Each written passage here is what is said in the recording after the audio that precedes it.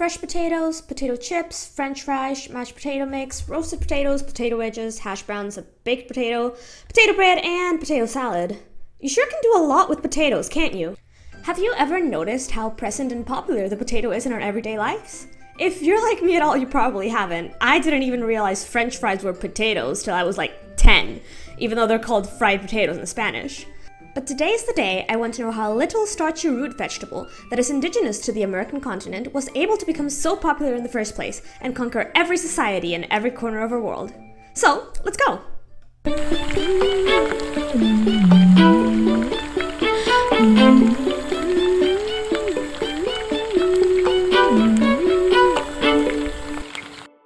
Hello, and welcome back. I'm your host, Camish, and today we will have a look at the history of the potato, the world's miracle food in every sense of the word.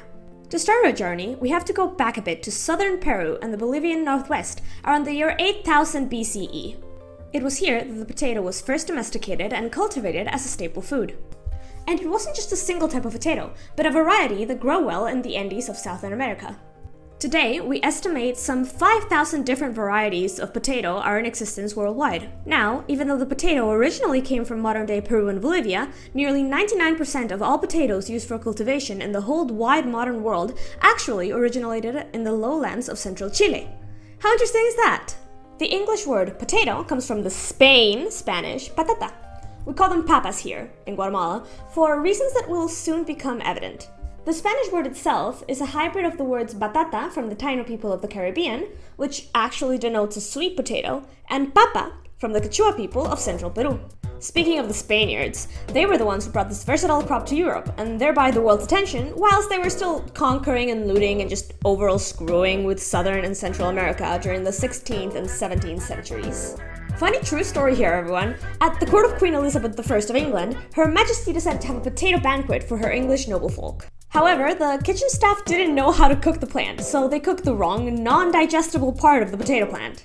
Needless to say, everyone in attendance ended up getting rather ill, prompting the Virgin Queen to ban the potato for good for a while in her kingdom. I wonder what Cyril Walter Raleigh must have thought of the total fiasco. So much for golden treasure. Anywho, the potato, as so many other new plants and fruits from the Americas, started to be grown all across Europe, and they caused a dietary revolution. Potatoes provide a lot of energy to its consumers, and it helped improve the diets of millions across the entire continent. Unfortunately, this also had negative consequences in some places, especially Ireland from 1845 to 1852 CE, where the late blight fungus caused a major outbreak of disease, known commonly as the potato blight, which caused large harvests to be completely useless, causing a famine that devastated the population of the Emerald Island. In total, this disaster caused 1 million deaths over 6 years and forced another million to permanently leave Ireland to migrate to other parts of the world, ranging from Canada, Australia to the United States of America, among other destinations. The population of Ireland fell by a third because of monocultural agriculture, which was only really a thing because the British were taking everything else that the Irish were growing and just being the worst landlords in history. Not that there are many good ones. Honestly, you'd think they were about to take a modest proposal seriously. Hey, I want to talk about Ireland. Specifically, I want to talk about the famine, about the fact that there never really was one.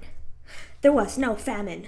Even through this major catastrophe, the potato would continue to this day to be a major part of many diets and many different styles of food around the world.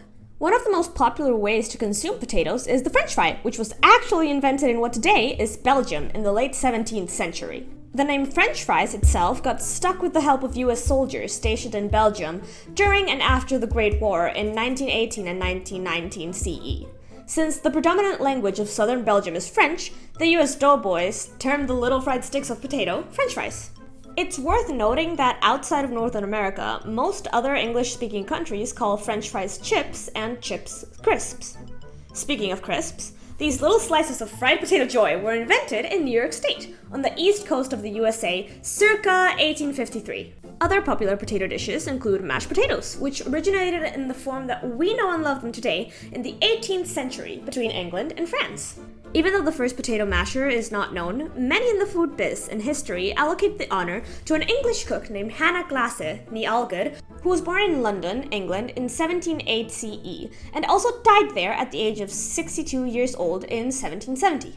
Her first cookbook, published in 1747, entitled The Art of Cookery Made Plain and Easy, was so popular that many famous contemporaries of hers had a copy, including Benjamin Franklin, George Washington, and Thomas Jefferson, in their personal libraries.